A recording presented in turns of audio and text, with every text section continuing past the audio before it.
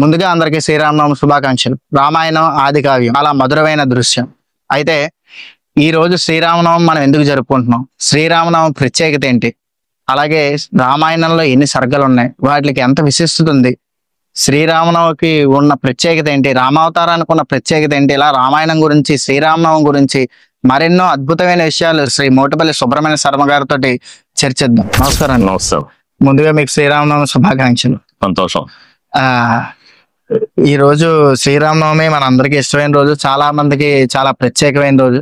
రామాయణం గురించి, రామాయణంలో ఉండే సర్గల గురించి, బాలకాండ గురించి ఇలా మరెన్నో సర్గలు ఉన్నాయి కదండి, వాటిని ఏమైనా మీ విశ్లేషణలో ఏమైనా చెప్పగలరు? తప్పకుండా. మనకి రామాయణము అన్నది ఆది కావ్యం.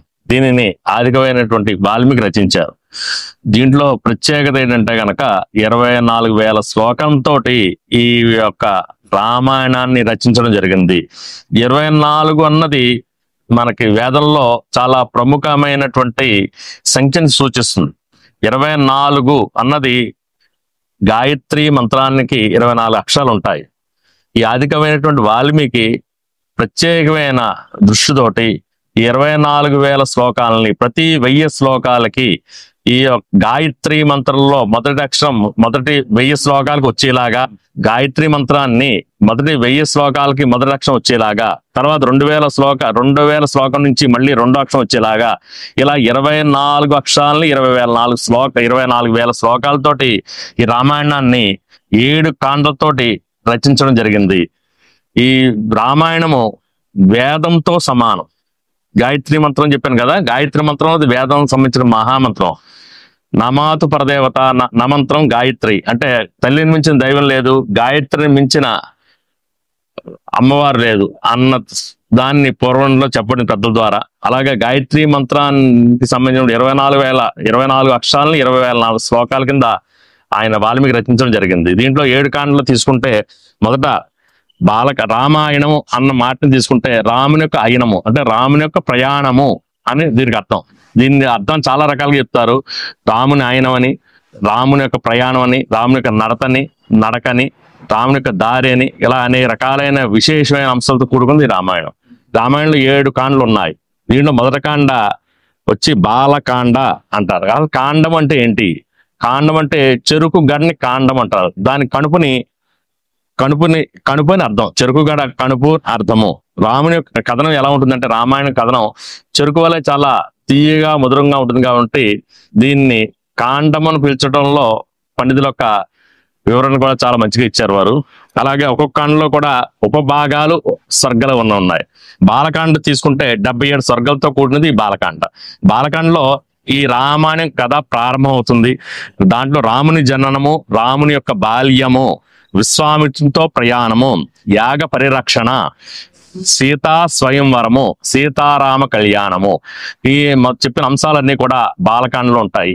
ఈ బాలకాండలోనే పుత్రకామేష్టి అని చెప్పేటువంటి యాగం సంబంధించినటువంటి స్వర్గాలను పారాయణ చేస్తే కనుక పిల్లలు లేని వాళ్ళు పిల్లలు కలుగుతారు. ఇది మహామంత్రం చెప్పాను కదా ముందుగాను. ఈ పుత్రకామేష్టి అనే స్వర్గాన్ని పారాయణం చేయడం ద్వారా పిల్లలు లేనో పిల్లలు కలుగుతా అని చెప్పి ఈ రామాయణంలో చెప్పబడింది. అలా రెండో కాండ తీసుకుంటే కనుక అయోధ్యకాండ. ఇది 119 సర్గలతోటి ఏర్పడింది. దీంట్లో కైకేయి కోరిక, దశరథుని యొక్క దుఃఖము. కైకేయి కోరిక, దశరథుని దుఃఖం అంటే కైకేయి ఏం కోరింది? 2 వరాలు కోరింది. భరతుడు పట్టాభిషేకం చేయండి, రాముని వనవాసం 14 సంవత్సరాలు అరణ్యవాసం పంపించండి అన్న 2 కోరికలు కోరటం ద్వారా దశరథుడికి విపరీతమైన దుఃఖం ఏర్పడింది. దాంతో రాముడు ఆ రోజు వరకు పట్టాభిషేకం జరుగుతుందని చెప్పి చాలా ఉత్సాహంగా, ఆనందంగా, సంతోషంగా ఉన్న రాముడు, సీత, లక్ష్మణుడు అందరూ కూడా మొత్తం అయోధ్య నగరం అంతా కూడా చాలా ఆనందకరంగా ఉన్న సమయంలో ఈ కైకేయి వరం కోరటం వల్ల అందరూ ప్రజలు బాధపడ్డారు తప్ప రామునికి అంతా ఒకటే. రామునికి పితృవాక్య పరిపాలన అనే మాట దీని ద్వారా వచ్చింది. ముందు ఉందో లేదో తెలియదు కానీ పితృవాక్య పరిపాలన, తండ్రి మాట జవదాటకుండా ఉన్నటువంటి కొడుకు ఎవరినో ఉన్నట్టు ముందు పుత్రుడు చెప్పాలంటే రాముని గురించి చెప్పాలి. రాముడు అంతవరకు రేపే నీకు పట్టాభిషేకం జరుగుతుందని చెప్పిన దశరథుడు రేపు నీకు పట్టాభిషేకం జరగటం లేదు, నువ్వు అరణ్యాలకు వెళ్ళాలి అని చెప్పినా కూడా అంతే సంతోషంతో, అంతే ఆనందంతో నారబట్టలు ధరించి సీతాదేవితో కూడి లక్ష్మణ్ తీసుకుని అరణ్యవాసం వెళ్ళడం జరిగింది.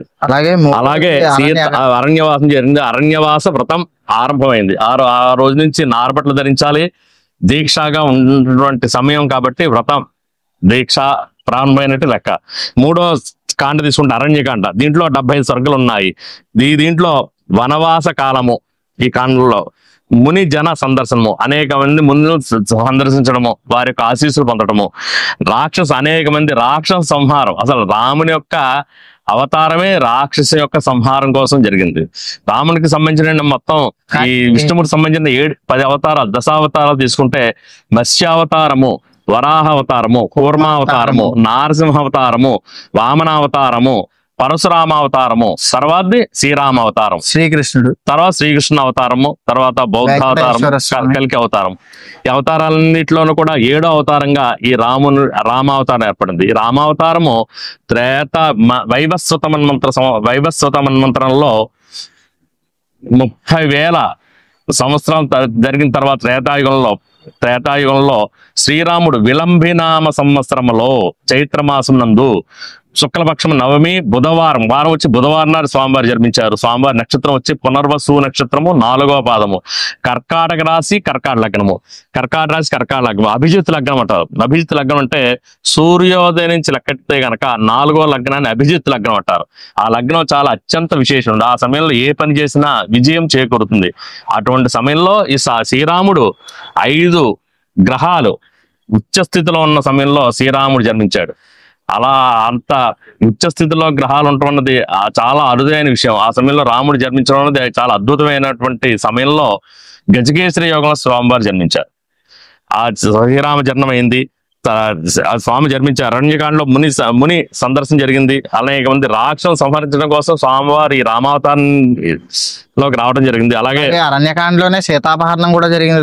రాక్షస సంహారం తర్వాత కొంతమంది రాక్షస సంబంధించిన తర్వాత శూర్పణఖ రావణాసుని యొక్క సోదరి, ఆవిడని రాముని చూసి మోహించి రాముని వివాహం చేసుకుని అడగ్గా, నేను కాదు లక్ష్మణుడు భార్య లేకుండా ఉన్నారు కాబట్టి ఆయన దగ్గరికి వెళ్ళాడని చెప్పడం ద్వారా లక్ష్మణుడు ఆమెకి చెవులు ముక్కులు కోసినట్టుగా మనకి ఆది కావ్యం రామాయణం చెప్పడింది.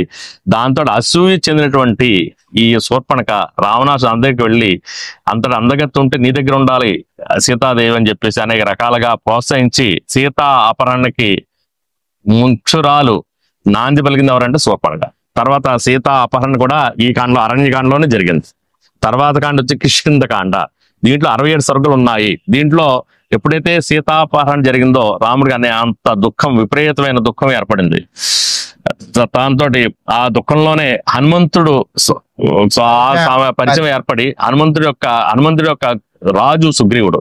ఈ సుగ్రీవుడికి రాముడికి మైత్రి కలిపినవాడు హనుమంతుడు. ఈ మైత్రి ద్వారా సుగ్రీవు యొక్క రాజ్యాన్ని అపహరించిన వాడు సుగ్రీవు యొక్క అన్నగారంటే వాలిని సంహరించి ఆ రాజ్యాన్ని సుగ్రీవుడికి పట్టాభిషేకం చేయడం ద్వారా వారి స్నేహం బలపడింది. తర్వాత ఈ కాండలోనే సీతాన్వేషణము అనే కార్యక్రమం కూడా ప్రారంభమైంది. తర్వాత కాండ వచ్చి సుందరకాండ. ఈ సుందరకాండలో 68 సర్గలు ఉన్నాయి. ఈ సుందరకాండ అత్యంత మహిమాన్వితమైనటువంటి కాండ. సుందరము అంటే అన్ని సుందరమే. దీంట్లో రాముడు సుందరము, సీతాదేవి సుందరము, హనుమంతుడు సుందరము. ఈ కాండలో చెప్పిన విషయాలన్నీ కూడా చాలా సుందరమైనటువంటి ప్రదేశాల, పర్వతాలు, గుహలు, సముద్రము ఇవన్నీ కూడా చాలా సుందరమైన ప్రదేశం, సుందరమైన మాటలు, సుందరమైనటువంటి మనుషులు అన్ని కలిపి సుందరకాండ అని చెప్పి దీనికి ఈ కాండకి ప్రత్యేకమైన పేరు ఏర్పడింది. దీంట్లో హనుమంతుడు ఈ సీతాన్వేషణ కొరకు రాముడి యొక్క ఆజ్ఞ మేరకు సాగరాన్ని లంఘించడం జరుగుతుంది. అదే సమయంలో సీతాన్వేషణం అనే కార్యక్రమం కూడా జరుగుతుంది. దాని తర్వాత కనుక్కుని లంకాదహనం కూడా అదే సమయంలో చేశాడు. లంకాదహనం చేశాడు. అలాగే సీత జాడిని రామునికి తెలియపరిచిన కాండ సుందరకాండ. అనేకమైన సుందర విషయాలు ఉన్నాయి. సీత జాడిని బలానా చోట ఉంది, క్షేమంగా ఉంది అని చెప్పిన మొదటి వ్యక్తి ఎవరంటే రాముడికి ముందు స్వామివారి యొక్క మనసుని కుదిరిపరిచిన వారు ఎవరంటే హనుమంతుడు. ఈ కాండ సుందరకాండ అంటారు.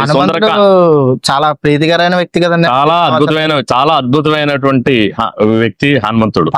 పరాక్రమంతుడు, నవ వ్యాకరణ పండితుడు. మన యొక్క ఉపనిషత్తుల్లోను వేదాల్లోనూ వచ్చినప్పటికీ కూడా మన యొక్క ఇతిహాస పురాణానికి ఇద్దరే నవ వ్యాకరణ పండితులు. నవ వ్యాకరణం అంటే చాలా అత్యంత విశేషమైనది.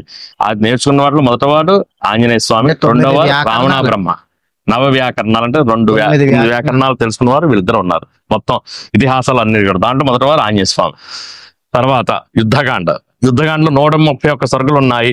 సాగరానికి వారధి నిర్మించడం, ఆ వారధి ఇప్పుడు కూడా ఉంది, రామసేతు అని చెప్పేసి మనకి ఇక్కడ రామేశ్వరం దగ్గర నుంచి చూపెడుతూ ఉంటారు. రామసేతు దాంట్లో వేసిన రాయి తేలుతూ ఉంటుంది, రాడు తేలుతూ ఉంటుంది. సముద్రంలో వారధి ఆ రోజుల్లో ఆ వారధి కట్టడం చాలా అద్భుతమైనది. రామాయణం జరిగిందని చెప్పడానికి ప్రత్యక్ష ప్రమాణం ఈ రామసేతు అన్నది. యుద్ధం జరిగింది, రాముడితో రావణ యుద్ధం జరిగింది, రావణ సంహారం జరిగింది. సీత పునీతుని అని చెప్పడం కోసం సీత అగ్ని ప్రవేశం కూడా ఈ కాండలో జరిగింది. అయోధ్యకు రావటము, పట్టాభిషేకం చేసుకోవటం ద్వారా మొత్తం ఈ పూర్తిగా యుద్ధకాండం ముగిసింది. అలాగే శ్రీరామచంద్రమూర్తి కళ్యాణ వైభవం గురించి ఏమైనా చెప్తారండి? అంటే చాలా చోట్ల మన ఆంధ్రప్రదేశ్ తెలంగాణ కాకుండా మొత్తం భారతదేశ వ్యాప్తంగా శ్రీరామచంద్రుడు అంటే ఇష్టం లేని వాళ్ళు ఎవరు ఉండరు. శ్రీరామచంద్రుడు, సీతాదేవి ఈ కథ తెలియని చిన్నపిల్లలు గాని పెద్దవాళ్ళు గాని ఎవరు ఉండరు. అలాగే శ్రీరాముడు కళ్యాణం అంటే ప్రతి గుళ్ళో ప్రతి పల్లికి కూడా చాలా ఆలయాలు ఉంటాయి. రామాలయం చాలా విశేషం. అలాంటి శ్రీరాముడు కళ్యాణం జరుగుతున్నప్పుడు అసలు కళ్యాణం అంటే ఏంటి, ఎందుకు అంత ప్రత్యేకమైంది శ్రీరాముడు కళ్యాణం? అన్ని దేవతా కళ్యాణాలకు ఈ కళ్యాణం చాలా ప్రత్యేకత. అన్ని దేవతా కళ్యాణాలు ఎక్కడ చూసినా వెంకటేశ్వర కళ్యాణం తీసుకో, శివాలను శివుడి యొక్క అమ్మవారి కళ్యాణం తీసుకున్నట్లయితే ఇవన్నీ కూడా రాత్రిపూట మాత్రమే జరుగుతూ ఉంటాయి. కానీ రాముడి కళ్యాణం అభిజిత్ లగ్నంలో మధ్యాహ్నం 12కి చేయడం ప్రతి చోట ఆచారము, సాంప్రదాయం. రాముడు పుట్టిన సమయం అది. శ్రీరామనవమి అన్నది రాముడి కళ్యాణం జరిగిన రోజుగా ఆనే కంటే కూడా రాముని జన్మదినము శ్రీరామనవమి. ఆ రోజు పునరోసు నక్షత్రంలో స్వామివారు జన్మించారు. ఆ రామదాసు గారు దేవాలయం నిర్మించిన భద్రాచలంలో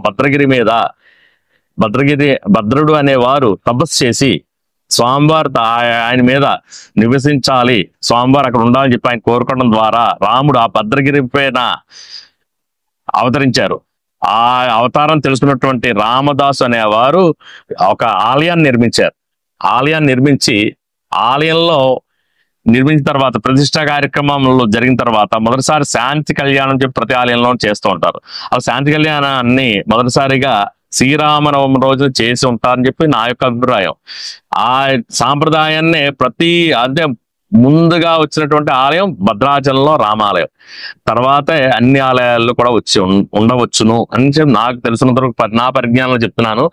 తర్వాత ప్రతి పల్లెలోనూ కూడా ప్రతి ఊర్లో కాదు, ప్రతి పల్లెలో ఒక ఊరు తీసుకుంటే కనీసం 10 రామాలయాలు ఉంటాయి. వేరే ఆలయం లేని ఊరు ఉండొచ్చు తప్ప రామాలయం లేని ఊరు అంటే ఎక్కడ ఉంటుంది? ఈ రాముడిని సంబంధించినటువంటి ఈ శ్రీరామనవమి నాడే అక్కడ ఆచారం కాబట్టి తర్వాత ఆయన ఒక శాసనం కూడా చేశారు. ఈ అందరు జనాల్ని చూడాలి అని చెప్పేసి ఆలయంలో కాకుండా రాముడి యొక్క కళ్యాణాన్ని ఆరుబయట చేయాలని చెప్పి ఒక శాసనం చేశారు రామదాస్ గారు. ఆ శాసనం ఈ రోజు కూడా నడుస్తోంది. అప్పటి నుంచి ఇప్పటిదాకా మొత్తం ఆరుబయట చేస్తారు. భద్రాచలంలో గురించే చెప్తారు. ఆయన శాసనం చేసి భద్రాచలంలో చేస్తారు. భద్రాచలంలో రాముని యొక్క కళ్యాణం ఆరుబయట మాత్రమే జరగాలని చెప్పి శాసనం చేశారు ఆయన రామదాస్ గారు. దాని ద్వారా ఆరుబయట జరుగుతుంది. మనకి ఉన్నటువంటి ప్రభవ, విభవ, అక్షయ అని చెప్పి మొత్తం 60 సంవత్సరాలు తెలుగు సంవత్సరం. ఇప్పుడు విశ్వావసనామ సంవత్సరంలో ఉన్నాం. ఇలా 60 సంవత్సరాలు ఉన్నాయి. ఇవి 60 సంవత్సరాలు ఆఖరి సంవత్సరం అక్షయనామ సంవత్సరము అని వస్తూ ఉంటుంది. అక్షయనామ సంవత్సరం ఎప్పుడైతే వచ్చిందో ఆ సంవత్సరంలో శ్రీరామనవమి నాడు కళ్యాణం చేసి అక్షయనామ సంవత్సరం వచ్చిన సంవత్సరంలోనే పట్టాభిషేకం చేసేవారు. శ్రీరామ కళ్యాణం మరుసటి రోజు దశమి రోజున పట్టాభిషేకం చేయడం అన్నది ఎప్పటి నుంచో భద్రాచలం ఉన్న ఆనవాయితీ. అంటే అది పట్టాభిషేకం ఎవరైనా చూడాలంటే 60 సంవత్సరాలు వారు ఉండాలి. 30 సంవత్సరాలు ఈ అక్షయనామ సంవత్సరం జరుగుతుంది కాబట్టి అందరూ చూసే అవకాశం ఉండదని చెప్పేసి తర్వాత ఈ మధ్యకాలంలో 10-15 ఏళ్ల క్రితం నుంచి అక్కడ ఉన్నవారు అందరూ కూడా సంప్రదింపులు జరుపుకొని అర్చకులు, అక్కడ ఉన్న పండితులు, వేద పండితులు అక్కడ ప్రభుత్వంతో సంప్రదించుకుని ఆ పట్టాభిషేకం చూడటం అందరికీ వీలు కాదు కాబట్టి ప్రతి సంవత్సరం చేయాలని చెప్పి ఒక నియమం పెట్టుకుని ఇప్పుడు ప్రతి సంవత్సరం కూడా శ్రీరామనవమి మొన్నాడు ఈ పట్టాభిషేకం అనే కార్యక్రమం, విశేషమైనటువంటి కార్యక్రమం జరుగుతూ ఉంది. ఈ పట్టాభిషేకం చూడటం ద్వారా చాలా విశేషమైనటువంటి ఫలితాలు ఏర్పడతాయి. దీని ముందుగా ఎవరికైతే ఉద్యోగం లేదో వారందరికీ కూడా పట్టాభిషేక దృశ్యం చూడటం ద్వారా వారి రాజ్యం కలుగుతుంది, అంటే ఉద్యోగం కలుగుతుంది ఖచ్చితంగా. పట్టాభిషేకం అంత విశేషం. రామ కళ్యాణం ఇంకా విశేషం. కళ్యాణం అనే మాటకి శుభం అని చెప్పి అర్థం. కళ్యాణం వస్తున్న ఎవరిని దీవించామంటే మళ్ళీ పెళ్లి అవ్వాలని కాదు, శుభం జరగాలని చెప్పి. అది కళ్యాణంలో చాలా మధురమైనది ఉంది. మనం మామూలుగా పెళ్లి చేసేటప్పుడు కూడా చాలా మధురమైన దృశ్యం కదా అని. అది ముందుగా గణపతి పూజ, విఘ్నాలను తొలగించడం వరకు, తర్వాత పుణ్యాహవాచనం, శరీర శుద్ధి, మళ్ళీ స్థల శుద్ధి చేయడం కొరకు, తర్వాత రక్షాబంధనం, క్షేమం కొరకు, అలాగే కన్యాదానం, మధుపర్కాలు, ఇలాగ జీలకర్ర బెల్లం. జీలకర్ర బెల్లంలో చేదు వగరులాగా జీవితంలో ఉండే కష్టాలని సుఖాలని కూడా సమానంగా చూడాలనే ఉద్దేశం. ఇలా ఎన్నో మధురమైన విషయాలు దాగున్నాయి కదండి ఆ కళ్యాణంలో. కానీ ఇప్పుడు మీకు తెలుసు, చాలా మంది యువత కళ్యాణాన్ని ఎలా చూస్తున్నారు, కళ్యాణం అంటే ఒక ఆటలా చూస్తున్నారు తప్ప కళ్యాణంలో ఇన్ని అద్భుతమైన విషయాలు దాగున్నాయని మీకు తెలుసు కదండి. మామూలుగా అది కళ్యాణం అనేది చాలా అద్భుతమైన ఏమైనా విషయం. తప్పు చెప్పుంటే లేదు, చాలా మంచి విషయం. ఒక రెండు కుటుంబాలని ఏకం చేసేటువంటి కళ్యాణం. రెండు కుటుంబాలు 7 తరాలు చాలా సంవత్సరాల పాటు వారి తర్వాత వారి పిల్లలు అందరూ కూడా అభివృద్ధిలోకి రావాలని రెండు కుటుంబ పెద్దవారు మాట్లాడుకుని ఆ వివాహం చేయడం చాలా అత్యంత విశేషమైనది. అలాగే ఇప్పుడున్న యువత ఏంటంటే చిన్నపాటి కష్టం వచ్చినా లేకపోతే చిన్నపాటి సమస్య వచ్చినా ఈ చెదిరిపోతున్నారే మామూలుగా. అలాంటిది సీతాపహరణ జరిగిన రాజ్యం వదిలేసి వెళ్ళిపోమన్నా, అరణ్యకాండలో బతకమన్నా, 14 ఏళ్ళు బతకమన్నా, పట్టాభిషేకం దక్కదని తెలిసినా ఎంతో కష్టం రావణాసుని ఓడించడం, పెద్ద రాక్షసుని ఓడించడం అని తెలిసిన తన దగ్గర ఉన్న కొంతమంది వానర సైన్యాన్ని తోడు పెట్టుకుని తీసుకుని వెళ్ళి కొన్ని లక్షలాది మంది రాక్షసుల్ని, కొన్ని వేలాది మంది వానర సైన్యంతో కలిసి రావణుని సంహారం చేసి ఈ జగత్తులో ధర్మం నిలిపిన శ్రీరాముడి అవతారాన్ని చూసి ఇప్పుడున్న యువత ఏం నేర్చుకోవాలంటారు? రామో విగ్రహాన్ ధర్మ అంటే రాముడే పోతపోసినటువంటి ధర్మమే రాముడే ధర్మం అని చెప్పింది. మన గురించి మనం పోడుకోవటం, ఆత్మస్తుతి, పరనింద రెండు చేయకూడదు. మన గురించి మనం ఎప్పుడు పోగొడకూడదు, పరనింద ఎవరిని నింద చేయకూడదు. ఇది రెండు కూడా శాస్త్రంలోని విషయాలు. అలాగే ఈ రామాయణంలో అడిగింది రామో విగ్రహాన్ ధర్మ అంటే రాముడు పోతపోసినటువంటి ధర్మము అని చెప్పింది ఎవరంటే రాముడు సంబంధించిన వారు కాదు, రాముడి యొక్క శత్రువు మారీచుడు. ఒకనొక సందర్భంలో రాముడితో చెప్పిన మాట, రామో విగ్రహం. రాముడు అంటే ఎవరు అనుకుంటున్నావా? రాముడే ధర్మంగా ఉద్భవించిందని చెప్పింది మారీచుడు. అలాగే ఈ రాముడి యొక్క కష్టాన్ని, ఈ కథలని తెలుసుకోవడం ద్వారా, రామాయణం తెలుసుకోవడం ద్వారా మనలో అనేక విషయాలు మనలో కూడా ప్రశ్నలు తలెత్తుతూ ఉంటాయి. రాముడి కష్టం ముందు మన కష్టం ఎంత అనిపిస్తూ ఉంటుంది. రాముడు 14 సంవత్సరాలు ఒక రాజ్యానికి అధిపతి, ఒక మహారాజు కుమారుడు, చక్రవర్తి కావాల్సిన వాడు. ఇలా అడవుల్లోకి వెళ్ళిపోయి 14 సంవత్సరాలు కందమూలాలు భుజించి భార్య పోగొట్టుకుని, భార్య ఎక్కడుందో తెలియకుండా, అన్వేషణ ఎలా చేయాలని కూడా దానికి సంబంధించిన ప్లానింగ్ లేకుండా తర్వాత ఇవన్నీ చూసుకుని ఆ యొక్క సీతాన్వేషణ ముగించుకుని రాము ఎక్కడున్నాడో తెలుసుకుని ఆయనను సంహరించి సీతాదేవిని తీసుకొచ్చి అగ్ని ప్రవేశం చేయించిన పునీతైనటువంటి సీతను తీసుకొచ్చి అయోధ్య తీసుకొచ్చి ఈ పట్టాభిషేకం చేసిన తర్వాత జనవాక్యాన్ని పాలించిన వాడు రాముడు. జనంలో ఉన్నటువంటి రాజ్యంలో ఒక అన్న మాటకి సీతాదేవిని మళ్ళీ అడవుల్లోకి పంపించిన వాడు రాముడు. జనవాక్యాన్నే రాజ్యానికి సంబంధించిన పరిపాలనగా తీసుకున్నాడు. ప్రతి జనవాక్యాన్ని తీసుకుని రాజ్య పరిపాలన చేసిన మహానుభావుడు. ఆయన కష్టాలు చూస్తే అసలు మన కష్టాలే కాదు. అలాగే ఈ రాముడు సంబంధించిన శ్లోకాలు చెప్తాం, 2 శ్లోకాలు. ఆ శ్లోకాలు చాలా విశేషమైన శ్లోకాలు. ఈ శ్లోకాలు రోజు పఠించడం ద్వారా, రోజు ఈ శ్లోకాలని స్మరించడం ద్వారా అనేక రకమైన పుణ్యాలు కలుగుతూ ఉంటాయి. దాంట్లో మొదటి శ్లోకము శ్రీరామ రామ రామేతి రమే రామే మనోరమే సహస్రనామ తత్తుల్యం రామ నామవరాననే. ఈ శ్లోకాన్ని 3 సార్లు కనుక స్మరిస్తే గనక విష్ణు సహస్రనామ పారాయణ మరియు శివ సహస్రనామ పారాయణ చదివినటువంటి ఫలితం ఏర్పడుతుందని చెప్పేసి పురాణాలు చెప్పారు. అంతటి విశిష్టమైనటువంటి ఈ శ్లోకాన్ని రోజు పఠించడం ద్వారా చాలా విశేషమైన జరుగుతుంది. ఈ రామనామము విష్ణువు దశావతారంలో పూర్తిగా మానవ రూపంలో ఉన్న అవతారం మొదటి అవతారం రామావతారం. వాక్య పరిపాలన చేసినటువంటి ఏకైక శ్రీరామచంద్రమూర్తి గాను, యుగ పురుషుడు, త్రేతాయుగానికి సంబంధించి యుగ పురుషుడు గాను, అలాగే సోదరుల మధ్య ఎటువంటి బాంధవ్యం ఉండాలి, సోదరులను ఎలా చూడాలి అని చెప్పిన వాడు రాముడు.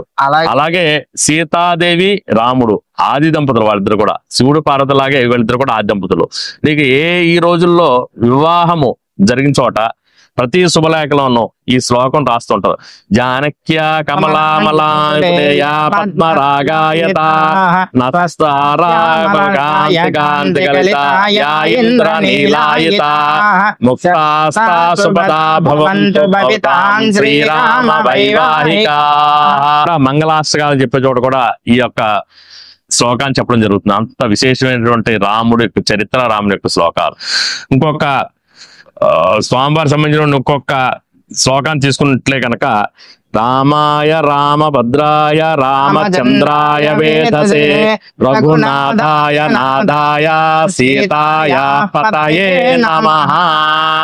ఈ శ్లోకం చాలా అద్భుతమైన శ్లోకం. ఎందుకంటే ఎంతో మధురమైన భావన కలుగుతుంది. అదొక రకమైన అనుభూతి, అదొక రకమైన అద్భుతమైన అనుభూతి. ఎప్పుడైనా శ్రీరామనవమి కళ్యాణాల్లో ఈ ఆ లగ్నాష్టకాలు గాని, లేకపోతే శ్రీరాముడు చదివే సర్గలు గాని, శ్రీరాముడు కళ్యాణం గానీ చూస్తుంటే చాలా కన్నుల పండగగా ఉంటుంది ఒక్కొక్కసారి. కానీ నేను అనుకుంటూ ఉంటానని, అంటే ఇది వేరే విషయం గానీ, ఇప్పుడున్న యువత తల్లిదండ్రులను గౌరవించకపోవడమో, లేకపోతే తల్లిదండ్రులని మోసం చేయడమో, లేకపోతే వచ్చిన కష్టానికి కృంగిపోవడమో, మనకి ఇంకా జీవితం లేదని జీవితాన్ని మధ్యలోనే ఆపేసుకోవడం, ఇలాంటివన్నీ జరుగుతున్నాయి. మన పురాణాలు, మన ఇతిహాసాలు నేర్పినవి మనమే పాటించకపోతే ఇంకెలా? మీరు చెప్పినట్టుగా తల్లిదండ్రులు వాళ్ళకి చిన్నప్పటి నుంచి ఇలాంటి కథలు చెప్తూ పౌరుష పరాక్రమాలతో పెంచాలి. మంచిదే. రాముడిని ఆదర్శంగా తీసుకుని వారు రాముని చూసి పెరిగితే గనక జీవితంలో అత్యంత ఉన్నత స్థాయికి వెళ్తారు. నేను అనుకునేది ఏంటంటే, మన నాన్న మనకు ఒక విషయం చెప్పినప్పుడు మా నాన్నే మనకు ఎందుకు చెప్పాలి, మా నాన్న కదా చెప్పాడని మనం ఎందుకు అనుకోకూడదని. అంటే మంచిగా తీసుకోవాలి. నేను అనుకునేది ఏంటంటే, మనకు కష్టం వచ్చిందని మనం మన వల్ల వచ్చిన కష్టాన్ని మనమే నిలువరించాలి. మన ఆనందాలు, మన సంతోషాలు, లేకపోతే మనకున్న ఏమైనా అద్భుతమైన విషయాలు ఉంటే మన తల్లిదండ్రులతో పంచుకోవాలి తప్ప మన బాధాకరమైన విషయాలు చెప్పి వాళ్ళని ఇంకా దుఃఖ పెట్టకూడదని నా భావన. చాలా మంచిది. సరే, ఇప్పుడు ఈ శ్లోకాన్ని గురించి అర్థం తెలుసుకుందాం. శ్రీరామ రామ రామేతి రమే రామే మనోరమే సహస్రనామ తత్తుల్యం రామ నామవరాననే ఈ శ్లోకం ఎంత చెప్పేసుకున్నాం. రామాయ రామభద్రాయ రామచంద్రాయ వేదసే రఘునాథాయ నాథాయ సీతాయ పతయే నమః.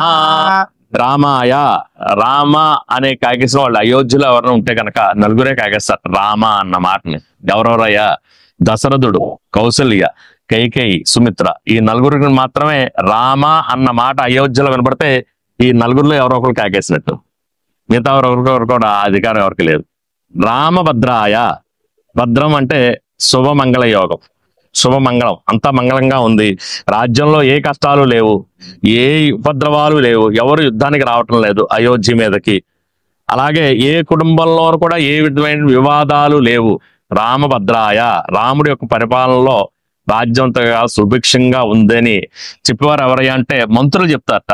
రామాయణంలో రాముడి దగ్గర 8 మంత్రులు ఉన్నట్ట. సిద్ధార్థుడు, అర్ధపాలుడు, అర్ధ సాధనుడు, సుమంతుడు, ఇలా పేర్లు గలవంటి 8 మంది మంత్రులు ఉన్నట్ట. వీళ్ళందరూ కూడా రాజ్యం అంతా కూడా చాలా సుభిక్షంగా ఉంది రామభద్రాయ అని చెప్పి వారు మాత్రం కేకేస్తారట. రామాయ రామభద్ర రామచంద్రాయ, రామచంద్రుడు అని కేకేసే వాళ్ళు ఎవరు ఉంటే కనుక అయోధ్యలో ప్రజలందరూ కూడా రాముణ్ణి, ఆ యొక్క స్వామివారిని ఆ యొక్క సింహాసనం మీద చూసిన తర్వాత ఆయన యొక్క ముఖంలో ఉన్నటువంటి ఆకర్షణ, ఆయన తేజస్సు, ఆయన యొక్క విగ్రహం, ఆ ఆజానుబాహం అరవింద నేత్రం అని చెప్పేసి ఆజానుబాహుడైనటువంటి ఆ రాముడి విగ్రహాన్ని అలా సింహాసనం చూసినప్పుడు వాళ్ళందరూ కూడా పున్నమ రోజు చంద్రుడు చూస్తే ఎంత ఆనందం కలుగుతుంది, అంత ఆనందం కలుగుతుంది రామ రాజ్యంలో ఉన్న ప్రజలందరికీ కూడా. రామరాజ్యంలో ప్రజలందరూ కూడా బాధపడి 2 విషయాలకే బాధపడతారట. రాముని ఈ రోజు చూడలేకపోయామని చెప్పి ఒకరు బాధపడతారట, రాముడు మనల్ని చూడలేదని చెప్పి కొంతమంది బాధపడతారట. మొత్తం ఇద్దరే 2 రకాలుగానే బాధపడతారు. రాముడు అంటే అంత విశేషమైనటువంటి అభిమానం ప్రజలకి. రాముడు అంటే ప్రజలందరూ కూడా రామచంద్రాయ అని చెప్పి వారికి ఆకేస్తారట. రామచంద్రాయ వేదసే, వేదసే అంటే విష్ణు అంశతో జన్మించిన వాడు అని తెలుసుకున్నటువంటి ఋషులందరూ కూడా ఆ పరబ్రహ్మ స్వరూపాన్ని వేదాయ అని చెప్పేసి, రాముణ్ణి వేదంతో సమానమైన వాడు అని చెప్పేసి ఋషులందరూ కూడా కేకేస్తూ ఉంటారు, పిలుస్తూ ఉంటారు వేదాయ.